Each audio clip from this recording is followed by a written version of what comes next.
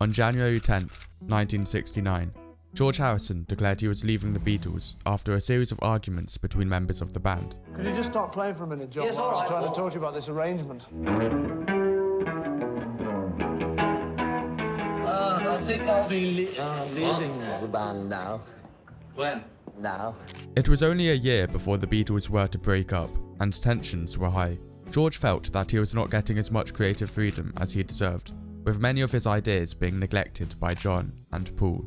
But a few months later, the Beatles were able to bring themselves together to record one last album, an album to prove the band could still make good music and set aside their differences in favour of working together.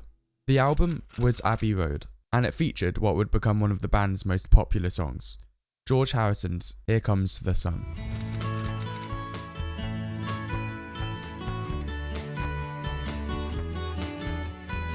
Here Comes the Sun was conceived in the spring of 1969 during a stay at Eric Clapton's estate. The pair would wander around the gardens with their guitars, sharing ideas back and forth. George claimed to feel a sense of freedom throughout what was a difficult time for the band. Aside from the arguments, George in particular felt a growing distaste towards the direction the band was heading.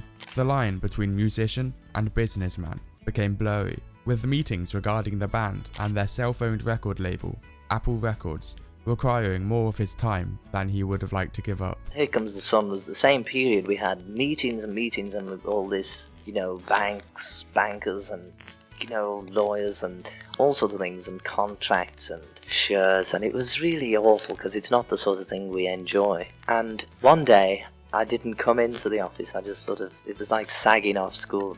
And I went to a friend's house in the country, and it was just sunny, and it was almost the release of the tension that had been building up on me, and it was just really nice sunny day, and I picked up the guitar, which was the first time I'd played the guitar for a couple of weeks because I'd been so busy, and the first thing that came out was that song. It just came. The track was recorded in EMI Studios, which would later be renamed Abbey Road Studios, in honour of the album. The recording only features 3 of the band members, Ringo on drums, a bass line by Paul, and George's acoustic guitar, with vocals by all 3. John Lennon did not contribute to the track as he was recovering from a car injury he suffered a few weeks prior. The final version of the song perfectly captures the moment it was envisioned, using the weather as a metaphor for emotion. The warm spring morning delivered George Harrison the glimpse of sun and the creative freedom he longed for, leaving the dread and discomfort of the business meetings, arguments and restrictions behind him in the long, cold, lonely winter. The track was perhaps a celebration of the difficult times, which came along with being a member of the Beatles finally coming to an end with the breakup of the band. Abbey Road presented the Beatles at the peak of their abilities, and this was especially true for George Harrison.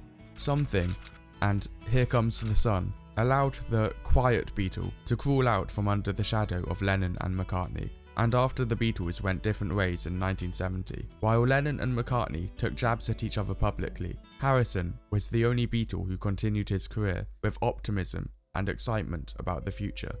It's safe to say the song has survived the test of time. It is currently sitting on 900 million streams on Spotify, making it the most streamed Beatles song.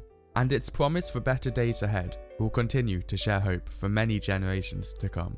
I hope you have enjoyed this video, and if so, please click the like button below. I am aiming to upload a new video every Friday, so if you would like to see more videos from me, then feel free to subscribe, and I wish you all the best.